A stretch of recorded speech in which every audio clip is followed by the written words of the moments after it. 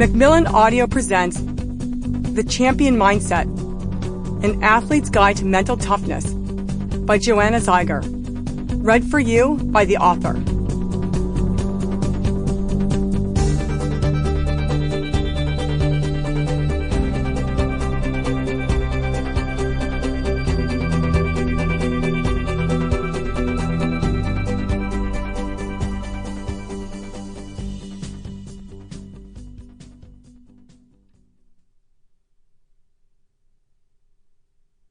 Chapter 1. The Mental Game Exposed. Memorial Day weekend 2000, Dallas, Texas. It was the first ever U.S. Triathlon Olympic trials. The triathlon was to debut in September at the Sydney Olympics. The distance was a 0.9-mile swim, 24.8-mile bike, and 6.2-mile run, equivalent to 1.5-kilometer swim, 40-kilometer bike, and 10-kilometer run.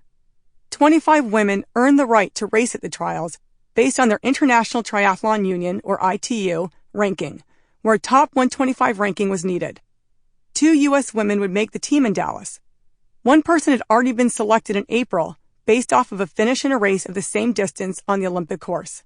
This was my one shot, since I did not receive an invite to the April race because my ITU rank was not high enough. I was nervous, but not overly so. The pressure was on the other athletes who were ranked higher and had many more years of international racing experience. I was a veritable newbie with only a handful of international races under my belt. As a PhD student who turned professional just 2 years earlier, I didn't have the time or luxury of globetrotting. None of that mattered though when the gun went off. My competitive instincts took over. I knew what to do. I felt nothing but the desire to win, to push myself to whatever limits I had on the day. I came out of the water in a group of 13 women, 60 seconds behind the lead 2 women, Sheila Taormina and Barb Lindquist. The 2 in the front rode like they were in a perfectly practiced ballet. Their synchrony was in stark contrast to the pell-mell of our group of 13. We couldn't get organized. Indeed, it almost seemed like there was an intentional slowing down of our group to provide the front runners with more of an advantage. By the time we hit the transition to the run, we were almost 4 minutes in arrears to Sheila and Barb. 4 minutes! That is essentially an eternity in triathlon parlance. Over a 6.2-mile run, that equates to roughly 40 seconds per mile. Making up that amount of time is virtually unheard of at that level. When my feet hit the ground, I scrambled through the transition with those numbers floating through my head. I was angry. Angry that our group of 13 could be so complacent. Angry that I was now racing for an alternate spot. Angry that my favorite hat had flown off within the first 2 minutes of the run, and now the sun was relentlessly beating down on my head. I tried to ignore the oppressive heat and humidity, and the fact that 2 days before the race, I'd had to sit down on a park bench in the middle of a short, easy run due to dizziness from the Texas swelter.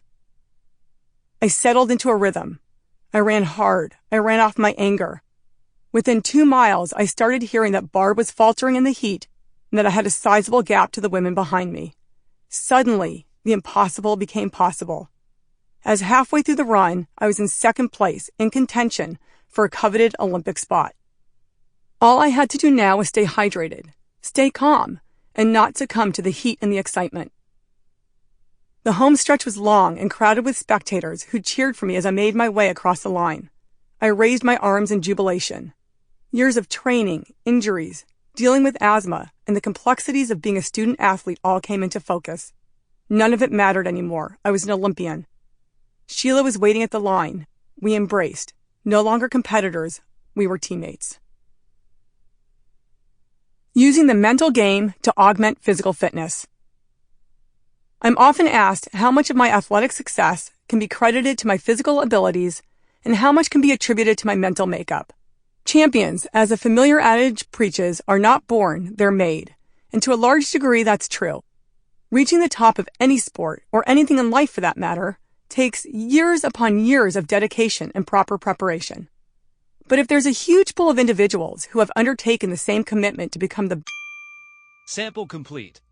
Ready to continue?